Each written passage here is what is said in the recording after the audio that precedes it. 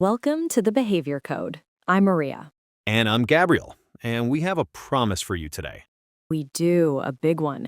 By the end of this episode, your brain will feel different. That's a bold claim, Maria, but I think we can back it up because we're talking about the one resource you can't buy more of. You can't save for later, and you're probably losing without even realizing it. Attention. And let me paint a picture for you. Have you ever sat down to read a book? You're staring at the page, your eyes are moving, and you get to the bottom and you realize you have absolutely no idea what you just read? Every single day. Or worse, you walk into a room and just stop, and you stand there thinking, What? What did I come in here for?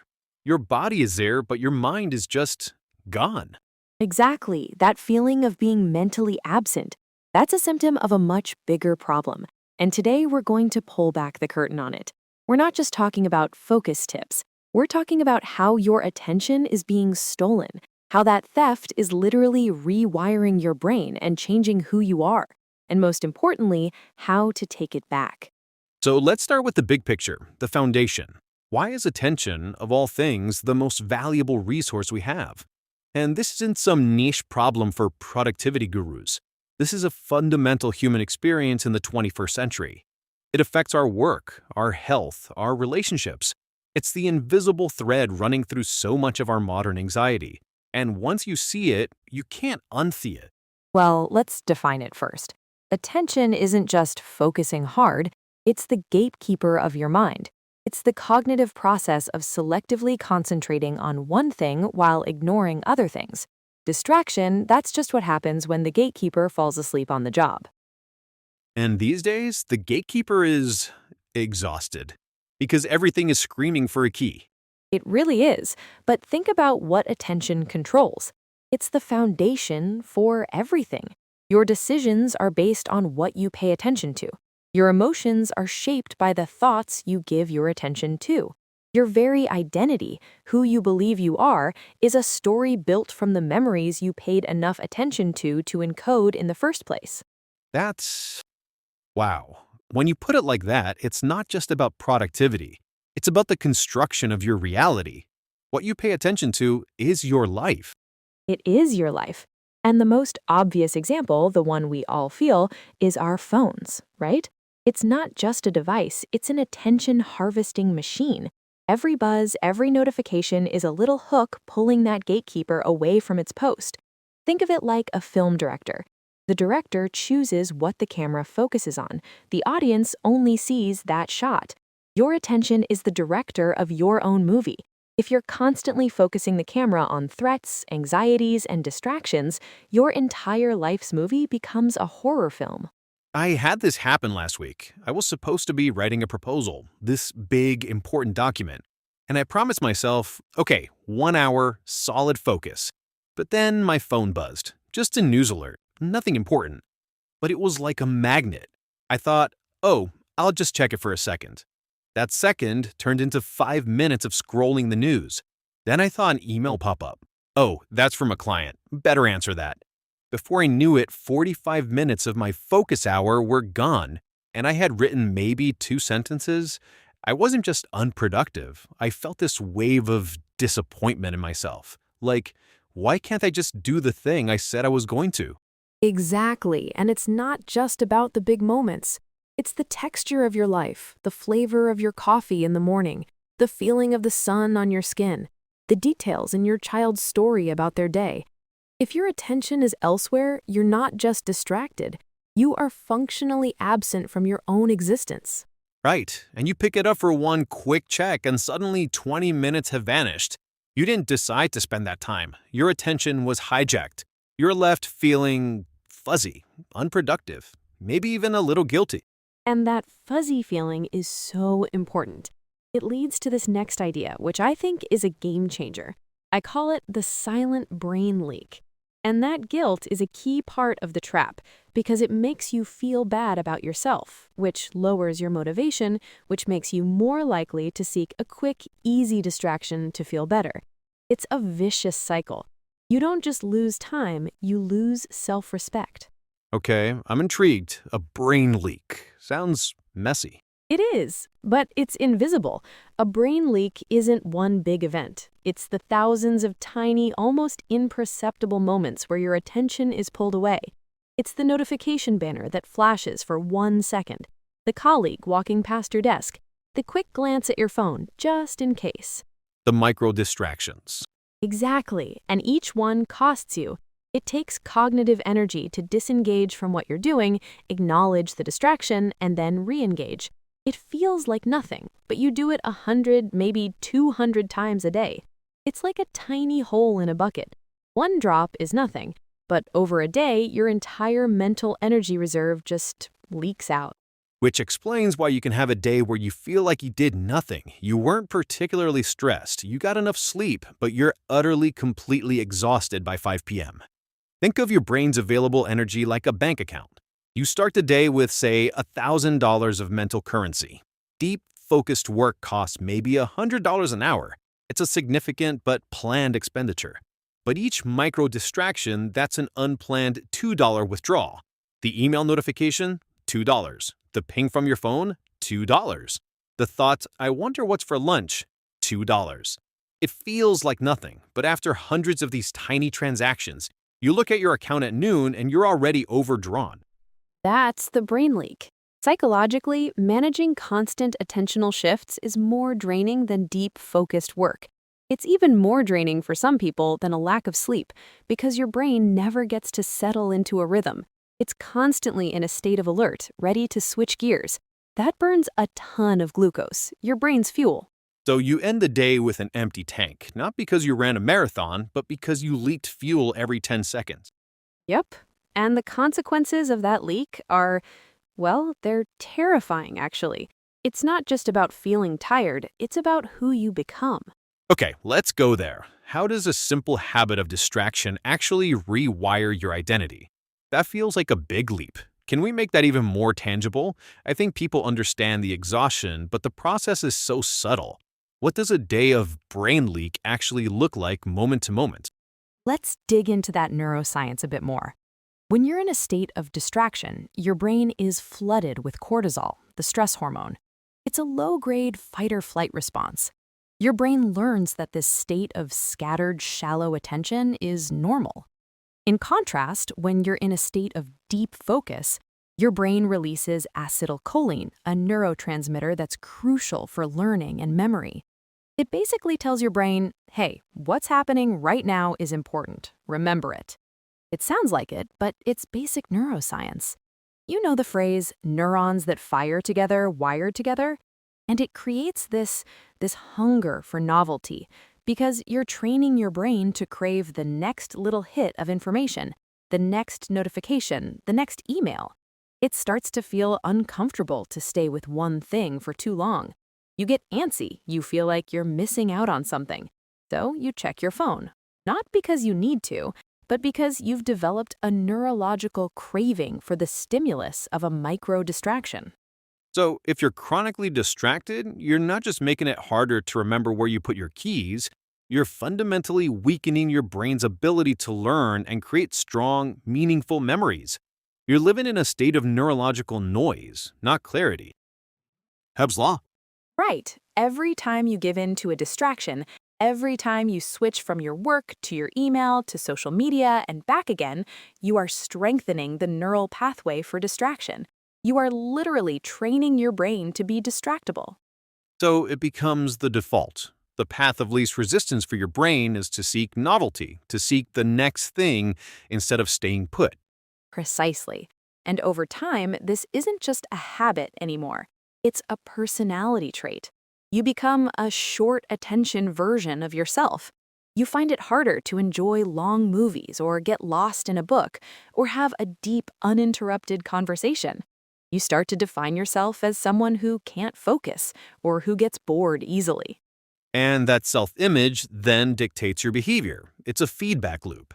I'm not good at focusing, so I won't even try to tackle that big, important project. I'll just clear out my inbox instead, because that gives me a quick hit of accomplishment. You nailed it. That's the identity shift. Your habits change your brain, which changes your self-perception, which then reinforces those habits. You stop being the person who can do deep, meaningful work, and you become the person who is really, really good at answering emails quickly. Wow, yeah, that hits hard. But it's not just a professional cost, is it? There's a huge emotional side to this. Oh, massive. The emotional cost of lost attention is, I think, the most underrated crisis of our time. Think about the last time you were trying to tell someone something important, something you were excited or upset about, and you could just feel that they weren't fully there. Yeah, they're nodding, saying uh-huh, but you can see their eyes glance at their phone, or you can feel their mind is somewhere else. It's it feels awful. It feels like a subtle rejection. It's a huge rejection because the greatest gift you can give another person is your undivided attention. When you don't give it, the message you're sending is something else is more important than you right now. And that frays the threads of connection. It's about attachment, isn't it? We build secure relationships by knowing someone is present for us. If they're only half present, you start to feel insecure, unimportant. Totally. And it destroys empathy. You can't truly empathize with someone if you're not paying enough attention to pick up on their nonverbal cues, their tone of voice, the little things that tell you what's really going on. Your emotional memory of that person gets weaker. You remember the facts of what they said, maybe, but you forget the feeling. And we do this to our kids, our partners, our friends all day long. Little bit of divided attention here, a quick phone check there, and we don't even see the damage accumulating. Which brings us to the real villains of the story. Because a lot of this isn't our fault. We're being actively manipulated. There are hidden attention triggers all around us that we never even notice. It really does. I remember a few years ago, I was having dinner with a close friend. I was telling her about something I was really struggling with. It was a vulnerable moment for me. And right in the middle of my sentence, she picked up her phone. She didn't even say anything, just unlocked it and started scrolling. And I stopped talking. The entire emotional flow of the conversation just shattered. You're talking about the obvious ones, like social media notification. They're obvious, but we underestimate their power. That little red dot, that's not an accident. That color triggers urgency and anxiety in the brain. The pull to refresh gesture on a feed, that was designed to be exactly like a slot machine. It creates a variable reward schedule, the most addictive system known to man. It's a dopamine loop, engineered to hijack you. So you're literally gambling every time you check your feed. You might get something interesting or you might get nothing, and that possibility is what keeps you coming back. Yep, but it goes beyond your phone. Your environment hijacks you too.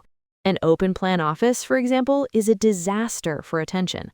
The constant movement, the conversations in the background, your brain has to work overtime just to filter it all out. Or even at home, the TV on in the background, the pile of mail on the counter, every single one of those things sends a signal to your brain, hey, look at me, I am an unresolved task. And that's why willpower just isn't enough. You can't will yourself to ignore 100 triggers an hour. You'll lose. Your willpower is a finite resource, but the distractions are infinite. And it's insidious. A cluttered kitchen counter, for example, you might not consciously think about it, but every time you walk past, your brain registers unresolved loop. The mail needs to be sorted, the crumbs need to be wiped, that appliance needs to be put away. Each one is a tiny cognitive load, a little bit of your attention being siphoned off. Cleaning your workspace isn't just about being tidy, it's about reclaiming mental bandwidth. It's like trying to diet in a candy store. You might resist for a while, but eventually you're gonna break. And that leads to the biggest mind trap of all. The thing we do to cope with all this distraction that actually makes it 1,000 times worse. I know where you're going with this. The great lie of the modern age. Multitasking. The ultimate illusion. It feels so productive, doesn't it? I'm listening to a meeting and answering emails and planning dinner. You feel like a productivity superhero. But you're not. You're lying to yourself. The human brain cannot multitask, period. It can't focus on two cognitive tasks at once. What it's doing is called context switching. It's switching back and forth really, really fast. And every one of those switches has a cognitive cost. There's a little lag time, a little mental friction as your brain has to load up the context for the new task. It's like trying to have two conversations at once by running back and forth between two rooms. You're going to miss key parts of both, and you're going to be exhausted. There's a great study that shows that just having an unread email in your inbox can temporarily lower your effective IQ by 10 points. Let's make this real. Imagine a surgeon trying to perform a delicate operation, but every 30 seconds, a nurse taps them on the shoulder and asks what they want for lunch. Then the anesthesiologist starts telling a story about their vacation. Then the heart monitor starts beeping with a software update notification. It's absurd, right? The surgeon would be criminally negligent, but that is what we are doing to our own brains every single day when we try to do important work in a state of constant interruption. We're being negligent with our own potential. 10 points? That's huge. It's huge. It's because a part of your brain is now occupied with the unresolved task of that email, leaving less capacity for what you're actually trying to do. So when you're multitasking, you're not just slower, you're literally dumber. You make more mistakes, your creativity plummets, and your stress levels go through the roof. It's the ultimate busy trap. You feel like you're doing more, but the quality of everything you do suffers. You produce a lot of mediocre, error-filled work instead of one piece of excellent work. Okay, so we've painted a pretty bleak picture. We're leaky, hijacked, and tricking ourselves. The good news is you can plug the leak. You can reclaim your attention. Yes, let's get to the solutions. What are the practical, science-backed hacks that the brain responds to right away? Okay, number one is creating active focus sessions. We call this monotasking. You set a timer for a short period, say 25 minutes, and you dedicate it to one single task. And I mean single. Phone is in another room, no email tabs open, just you and the task. The Pomodoro technique, basically. Essentially, yes. But the key is what you do when your brain inevitably tries to stray, which it will. This is where you use a break avoidance technique. When you feel the urge to check your phone or do something else, don't just resist it. Instead, acknowledge the urge, write it down what it is on a notepad, and tell yourself, I'll get to that later. You're not denying the impulse, you're just deferring it. That calms the brain down. That's smart. You're validating the thought without acting on it. And the third piece must be the environment. Environment design is everything. Remember, willpower is weak, so you don't fight distractions, you remove them. Turn off all non-essential notifications on your phone and computer. Curate your physical workspace so that only the tools for your current task are visible. Make it easier to do the right thing and harder to do the wrong thing. So, monotasking, deferring urges, and designing your space. It's about building a fortress for your focus. And I want to double-click on that idea of making it harder to do the wrong thing. We often think about adding good habits, but we forget the power of removing bad ones, or at least adding friction. For example, if you find yourself scrolling Instagram when you should be working, don't just rely on willpower. Delete the app from your phone. Seriously. You can always re-download it later. The goal isn't to never use it again, it's to break the mindless automatic loop. A fortress for your focus. I love that. And practicing this doesn't just make you more productive, it has a profound effect on your emotional intelligence. Let's connect those dots. How does being better at focusing on a spreadsheet make you a more empathetic person? Because attention is a muscle. When you practice holding it on one thing, you get stronger at holding it, period. That means when you're in a conversation, you have a greater capacity to direct and sustain your attention on the other person. You're not just hearing their words, you're noticing their posture, their tone, the emotion in their eyes. You're taking in more data, more of the human data. Yes. The biggest mistake we make when we don't listen is that we're already formulating our response while the other person is talking. We're not listening to understand, we're listening to reply. But when you have attentional control, you can quiet that inner voice and just receive. That's the core of empathy. And the ripple effect of that is enormous. People feel seen, they feel heard. Trust deepens, misunderstandings decrease. Your relationships, both personal and professional, transform. all because you strengthened a single cognitive muscle. It's the ultimate win-win. You get better work done and you become a better human. Okay, so let's put it all together. Let's give our listeners the ultimate focus reset, an action routine they can start today. I love this idea of attentional generosity. The idea that when you choose to give someone your focus, you're not just being polite, you're offering a profound gift.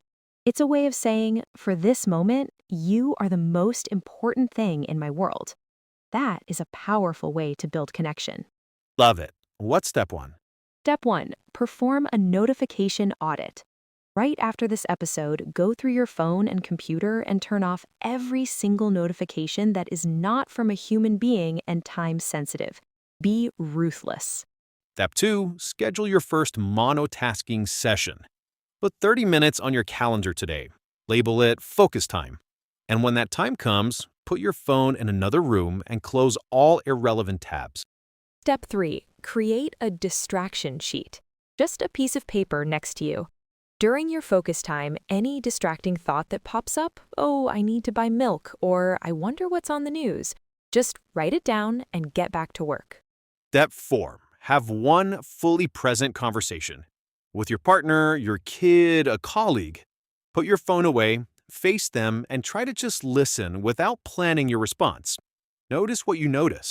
And step 5, the quickest practice you can do right now, just take a moment, close your eyes, and for 60 seconds, just focus on the physical sensation of your breath going in and out.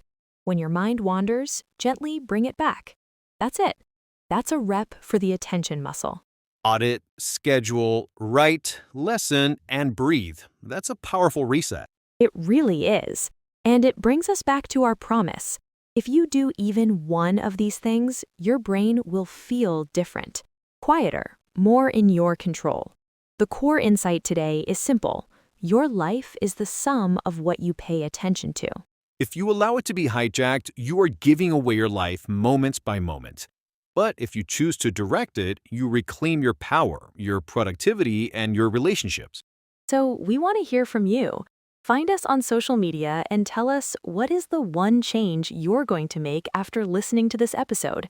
What was your biggest aha moment? And be sure to join us next week. We're going to be talking about something very related: the science of building habits that stick, and how you can use your newfound focus to create lasting change. Thanks for listening to The Behavior Code. Now go pay attention to what matters.